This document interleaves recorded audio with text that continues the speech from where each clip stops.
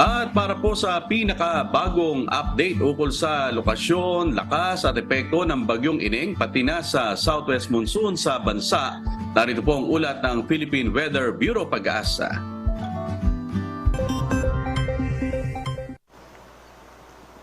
Magandang umaga po sa inyong lahat. Narito na yung ating final update sa bagyong si Ineng na lumabas na ho ng Philippine Area Responsibility kaninang alas 4 ho ng madaling araw. So narito po yung update natin as of September 6 ngayong Miyerkules.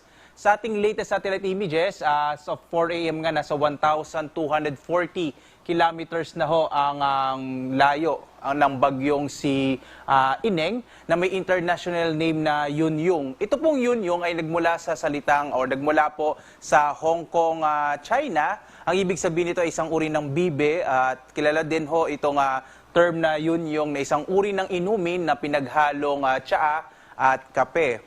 At sa ngayon nga ang kanyang lakas ay nasa 55 kilometers per hour malapit sa gitna at pagbugso na sa 70 kilometers per hour. Ito ay kumikilos pahilaga-hilagang silangan sa bilis sa 20 kilometers per hour. So sa ngayon ho, wala na tayong bagyo na minomonitor sa loob ng Philippine Area of Responsibility. Wala rin tayong minomonitor ng iba pang low pressure area. Kaya posible ho, at least in the next 2 days, medyo maliit yung chance na magkabagyo tayo hanggang sa pagtatapos ng linggong ito. Pero umiiral pa rin yung southwest monsoon o hanging habagat.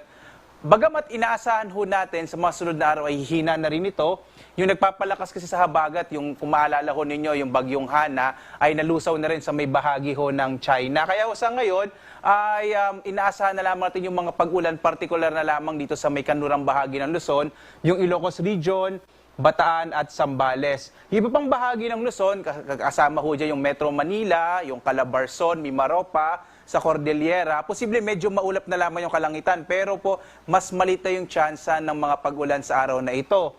Sa lalabing bahagi ng bansa, sa mga kababayan ho natin sa Visayas, sa Mindanao, dito sa Bicol Region, sa may bahagi din ho ng Cagayan Valley Region, inaasahan naman natin yung mga usual ho na localized rain showers and thunderstorms sa hapon, hanggang sa gabi o minsan ho sa madaling araw, hindi naman ito masyadong nagtatagal. Sa latest track nga ho ng bagyong si Ineng, makita ho natin na sa may bandang boundary na ng PAR itong bagyong Ineng nung 2 a.m. Kanina nga alas 2 ng madaling araw. At alas 4 nga, tuluyan itong lumabas ng ating boundary. At mamayang alas 2 ng hapon, nasa mahigit 1,400 kilometers east, northeast na to ng extreme northern Luzon. So nasa labas na nga ito ng Philippine Area of Responsibility. Hindi na natin ito inaasahan na makakapekto pa sa ating bansa at hindi natin ito inaasahan na magpapalakas pa ng hanging habagat. Ngayong araw, posible pa rin ho yung mga pag-ulan, partikular na lamang dito sa may Ilocos Region, Zambales at Bataan. Sa iba pang bahagi ng ating bansa, posible na lamang ho yung mga localized rain showers and thunderstorms. In general, posibleng medyo mainit na panahon ang mararanasan sa malaking bahagi ng Luzon, ng Visayas at ng Mindanao. Samantala, bukas, inaasahan natin posible ho na medyo maulan sa may Batanes at Babuyan Islands, epekto ho ng habagat, na posible pang makapekto sa lugar na yan. Pero inaasahan natin sa mga sunod na araw ay tuluyan na ngang hihina itong hanging habagat. At patuloy pa rin tayo nagpapaalala, bagamat humihina na nga yung hanging habagat, sa mga lugar pa rin na posibleng may mga pag-ulan, partikular na sa Ilocos Region, Bataan at Zambales, posible pa rin yung mga biglaang pagbaha o pagguho ng lupa, lalo na kung ilang araw na kung inuulan yung bahaging ito ng ating bansa. May nakataas pa rin tayong gale warning, bagamat nabawasan ho ito. Itong bahagi ng western section ho ng Luzon, itong area ng Ilocos Norte, Ilocos Sur, La Union, Pangasinan, Zambales at Bataan. At yung ilang area ho ng Batanes at yung northern coast ng Cagayan, medyo maalon pa rin yung karagatan.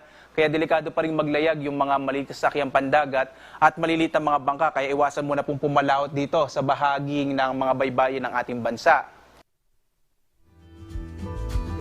Yan po si Obet Badrina, Pag-asa Weather Specialist.